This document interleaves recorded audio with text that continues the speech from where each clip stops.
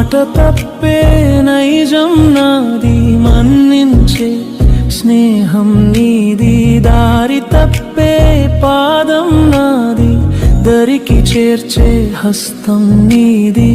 క్షమించమని అడగడానికే అర్హతే లేని వాడను, సమీపించి నన్ను చేరగా ఆశపడి నీ వాడను.